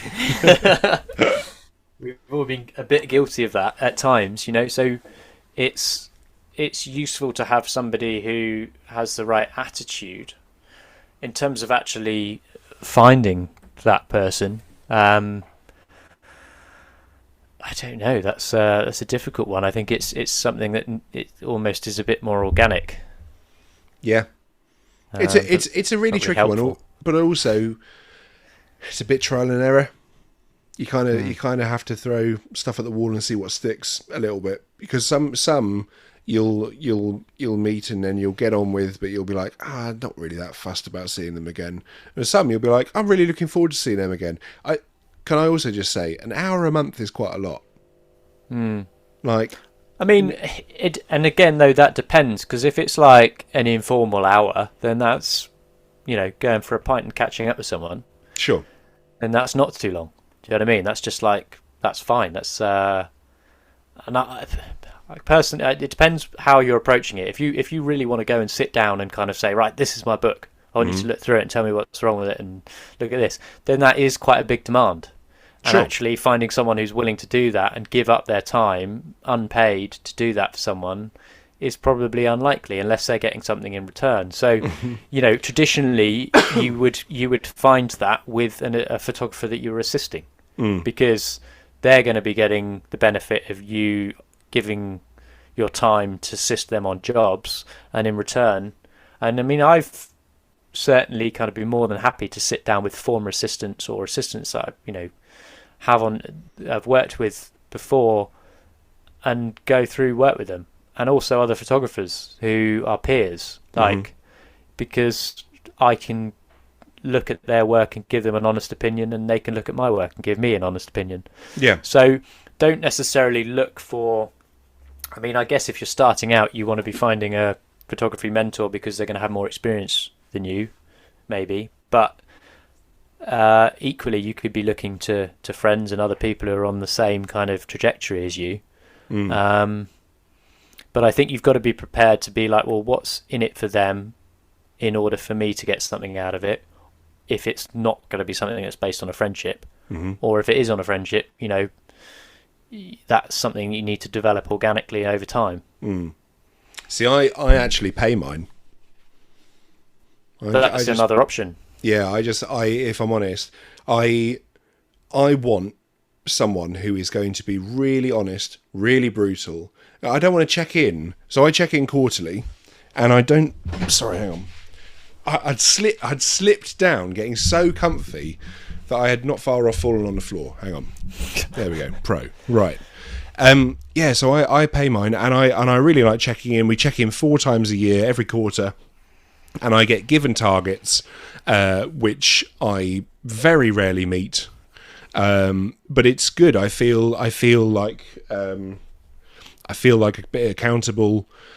At the same time, when I check back in, she really gives me a lot of, like, I don't want to say shit, but like, she gives me shit if I'm not doing if I'm not doing what was discussed. You know, she's got years of experience. Like, I should be listening. And if I'm not doing it, why am I not doing it? Because there'll come a point where she's just like, this isn't worth my time. And actually, I don't want to get it to that point. So I'm like, right, I need to make sure I've got to catch up tomorrow. You know, I get up to date. And I like paying to then just make sure the hour that we have is super productive. We can discuss anything. It's super confidential. And it's like completely honest. Like it's. I think if people were to dial in, or maybe we should open them up. Maybe we should like open one of these sessions up, and people could like listen in on Instagram Live or something. But like, it's really harsh. Like what we talk about is so brutally honest that I think a lot of people would be like, that's like, yeah, ooh. Whereas I'm like, I'm here for it. Like, I want to hear. If this is not good enough, I want to hear. You know, you don't get better by everyone around you saying, that's great. Oh, that's fantastic. You should do more like this. Don't listen to your friends. Don't listen to your family. The people you're going to listen to are your enemies and your mentor, right? So, you know, I want to hear why people don't like the work.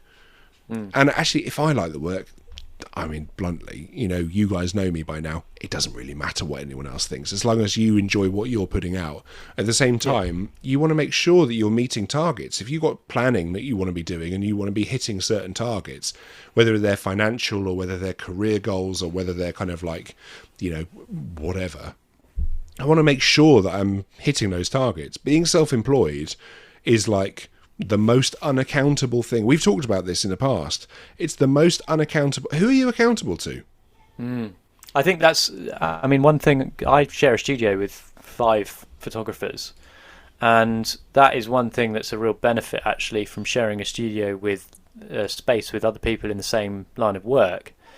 There's lots of different things I get out of it, but one of the things I've noticed that I get out of it is that ultimately, sorry, my son is running around in the garden, if you can hear it in the background. One of the things I get out of it is I am accountable to those guys and girls that I share with, because they, you know, I can't just turn up to, well, I could turn up to the studio and spend all day just watching YouTube, but it actually, you know, you do have to kind of focus on work when you go in.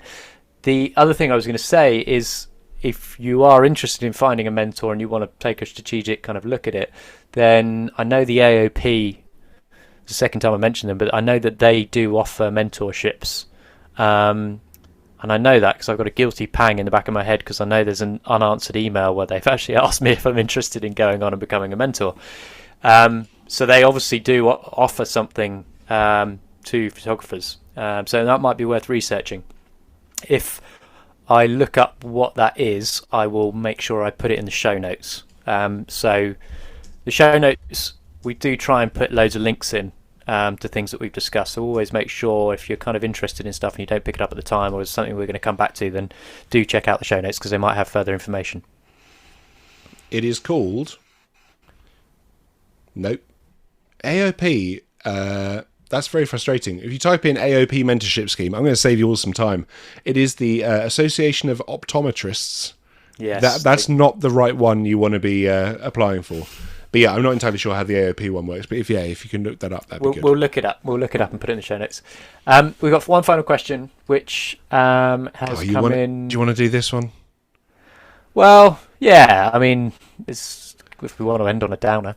Let's end on a downer. How honest do you want to be? Like real talk?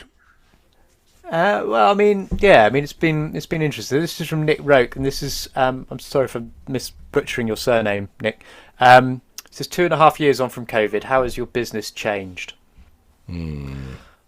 Well, I mean, I'll go first. My business, or my photography, used to involve a lot of travel. I used to shoot a lot of travel stories for various magazines, a proportion of which were airline magazines. Loads of them have gone out of business. They just no longer exist. The ones that do still exist have massively cut back their budgets. This is predominantly because of COVID, but unfortunately is also being compounded to some extent by Brexit. Traveling and working in Europe is not what it used to be 2 years ago, 3 years ago. I've had a lot of people recently getting in touch, asking me about carnets for doing jobs, in places a couple of years ago you wouldn't have even had to worry about. And suddenly you're having to think about, do I need a visa to work in France or to do a shoot in Spain? So it's not just COVID, it's Brexit. It's all had a big change. For me personally, it's meant that I'm travelling far less than I used to. Of course, this goes hand in hand with now having 2 kids. So for me, the timing is actually not too bad because I'm now, probably don't want to be travelling as much as I was travelling before.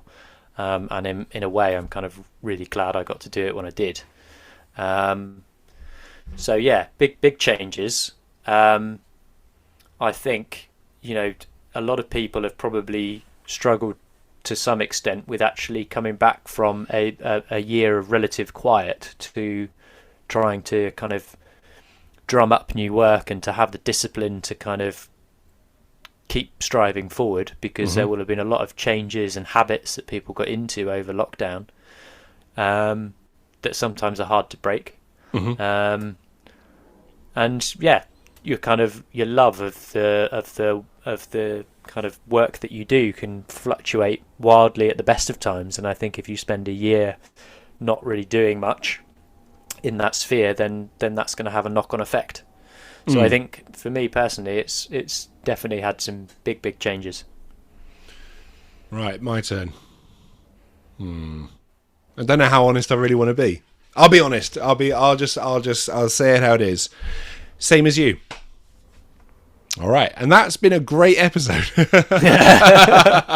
No, I used to travel a lot. Not quite to the extent I think you did, but the traveling has definitely taken a hit, for sure. Again, had a little kid, so again, timing wise, I wasn't that fussed about it. I do miss it, but the thing for me was that a lot of my clients also went out of business. A lot of them folded. A lot of the stuff, I love every job that I do, but I loved, and I still love, like, the weird ones. I got sent up with the defense secretary up in a helicopter to fly around with loads of paratroopers and then shoot portraits with paratroopers pointing guns at it. It was cool, and I love doing jobs like that, which are just slightly. They're cool. They're like bucket list jobs, right? Like you can do all sorts of cool stuff, and a lot of those jobs came from a lot of the smaller mags, a lot of the smaller clients that I had. So they're gone, and I don't know if that'll come back. I don't feel like it will. I hope it does, but my personal work's now just got to take that place, which is what I've learned. I'm just going to shoot. I mean, the other thing that actually makes it stressful is that, I mean, I've had a couple of jobs this year abroad where I've gone and had so much trouble with the travel side of things. So I had a shoot earlier in the year in Italy. I arrived in country and my luggage was nowhere to be seen. And, you know, I had to go straight from the airport into shooting, which I find really frustrating when you go straight from flying in to shooting the same day. Because it leaves no room for error. So our flight was delayed. We then spent another hour and a half in the airport trying to find this suitcase. It just never turned up. And then suddenly you're having to go straight into shooting from that. And I spent the next 2 or 3 days shooting, you know, in the Italian summer with one shirt, no toiletries. Luckily I travel with all my cameras and batteries and everything on me, but I didn't have my camera battery chargers. They were in my main suitcase. I had other ways of charging my cameras, thankfully, via USB, but it's not an efficient way to. It's not an efficient way to charge batteries. I'm trying to charge them off car, you know, cigarette lighters, things like that. Proper. And yeah, it's just that was just because of the chaos of airports, you know. I've had colleagues who've had flights cancelled, which means they've, you know, the whole job's suddenly gone, changed. I had. Well, obviously, you know, we've discussed it before. I had COVID, which meant I lost an entire job. Even though I had to then quarantine in country. So COVID has had a huge effect on the business in terms of if I were to sit down and try and calculate what it's done financially for my business, I'd probably cry. I'm trying to gloss over that. But the thing is, you just have to you can't dwell on that. You've got to figure out, right, okay, well, moving on. How do we get back in the game? How do we kind of mitigate this? 100%. Here's the thing, it's not going to last forever. And, you know, it does feel like things are starting to pick back up again. It does kind of feel like people are being a bit more positive. And so, yeah, I just think the long term, if you kind of look at it like a graph, it was up and then quite starkly down, and now it's kind of climbing back up again. But it did feel a little bit, for me personally. I don't want to rain on the parade at the end, Tom, and I don't want to end on a downer. But I mean, it's not looking like it's going to be the best winter we've ever had. Why? What's going on, Greg? I mean, to be honest, everyone here is actually listening by candlelight. Yes. Yeah. Okay. All right. What's our dear leader, whoever that might be? Okay, all right. Okay, fair play. Okay, look, next summer's going to be great. Yeah. Right. Let's be positive. Here's the thing. This surely can't go on forever.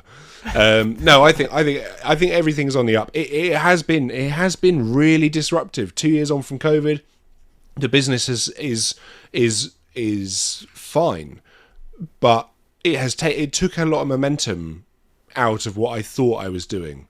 And so it's taken a lot of wind out of a lot of people's sails. 100%. Yeah, wind out of the sails is quite a good way to put it. And I'm getting back there. You know, even just from a personal point of view, you know, not being able to do my job for a year was really hard. Like, I didn't think I'd ever be discussing mental health and whatnot, but I found that really tough.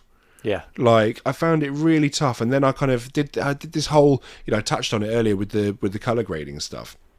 You know, I kind of had this big long searching year and a half, 2 years really I also, about 2 weeks before lockdown, I had bought the R5, and so I had only done 2 shoots on it, and that I hadn't got used to the camera, and they weren't particularly well lit jobs. So I then spent a year and a half editing those 2 shoots, which didn't really help me. I was just like, I don't quite know, you know, where's my work going? You know, there's so many options. And so I kind of just felt very much like I was like flailing around. Yeah. But now all of that seems to have sorted itself out, and I'm really happy again. But it was really tough, and I've always been not over. Yes, I've always been quite confident. Like, I've always been, people who've met me in person, they're like, all right, yeah, you're quite confident. I'm a big dude as well, so that normally helps. And I never thought I'd ever have that. But it can happen to anyone, and it can happen to everyone. And I just think it was a bit of a... It's hard to talk about, because obviously a lot of people have had it way worse than I. And what are we doing? Oh, a little violin playing for a man who can't find his creative... it does feel a little bit like, oh, woe is me. So, if you've had bigger issues, I can only apologise. I'm not trying to belittle anyone's. I'm only talking from my own personal experience. I am well aware how some other people have struggled infinitely worse than me, and I can only really thank. I can only really be thankful that I haven't had it worse. At the same time, I found it super, super frustrating to have gone through this, and everything kind of just got thrown up in the air. But it's a process. You have to work through it, and the best way to do it is to just go out and shoot. And as things have got busier, the thing is, if you're starting off in your career or you're midway through your career, everyone's going to have these points in their career where something like this happens. If it's not a pandemic, it's going to be a global recession. Mm-hmm. That happened at the very, for me at least, it was at kind of the start of my career. I wasn't, I was only probably 2 years into shooting when the financial crash happened in 2008. Mm-hmm. And I was very lucky because I was kind of early on. So in some ways I didn't have overheads, I didn't have a mortgage, I didn't have all these other things that were affecting other people. Mm-hmm. So everyone is going to be dealing with it differently depending on what your circumstances are. And everyone's got different battles and struggles. But I think the mental health one is a big one, and especially, not to take it away from anyone else, but I think especially if you're working for yourself as a, photographer or creative, you are stuck in your own head, and you quite often don't have that network of people and colleagues to talk to, or people that care, because at the end of the day, it's your business. It's kind of like no one is going to be invested in it as you are. Sure. So there will be a lot of people that will have found that really, really hard. And I think, trying to kind of get to a place where you're able to have some control over that is important, but it's a tough one. I think what's important to remember also is some people bounce back, or kind of not bounce back. It's not an Alan Partridge reference. I think some people are able to work through it faster than others, and what's really important is to stop comparing yourself to others, because there are some people who are now back being really busy, but there are some people who are absolutely not. A lot of people I speak to really aren't busy, and a few people I speak to are really busy. And horses for courses, great. I'm glad that the guys are busy, but I really would like the guys who aren't so busy to be busier, and I'm sure that'll come in time. But you and I have talked to each other through. Basically, when did we start this? Pretty much straight after lockdown started, and the podcast has been really helpful. I've loved doing it, and I know so many people. I don't want to speak for the audience, obviously, but I've had so many messages saying thanks so much. It's been really helpful through lockdown. Yeah, that's great to hear. Like that for us, that's really makes it worth doing. Do you know what I mean? To actually have the feedback, because otherwise we don't have any barometer. Yeah. So when you guys do send messages and get involved, it is hugely rewarding for us and also uplifting, which I think is a good place actually to try and end it, because it brings us back to the idea of us doing a social. Yeah. So, I think if people do want to do that and would like to kind of have a catch up in a pub or a bar, have a drink with us, say hello, introduce yourselves. I mean, for us, it would be great to be able to put some faces to names, right? Mm-hmm. Oh yeah, absolutely. And I mean, I'd be up for doing that, but it'd be great to just get a bit of a barometer on that. If people are up for it, let us know. I wonder if we could do a live record. Ooh, would people like to come? Would people like to come across and see what gets edited out? We could, yeah. Oh, too much. That could be fun. We should discuss this off air. All right. Let's have a chat. TBC. Right. Okay, perfect. Well, don't know how to sign this one off. Yeah. Bye. Cheers, guys. Bye. Hey, guys, and thank you so much for listening to the latest episode. If you'd like to stay in touch, there are a number of options for you to reach out. We can be emailed at info@exposenegative.com, and you can find us on the website at exposenegative.com or on Instagram at xnegative. We're pretty good at responding to DMs on there, and we're also on Twitter at exposenegative. You can find us personally on our own private accounts on Instagram. Tom is tombarnes.com, and I am just Greg Fennell.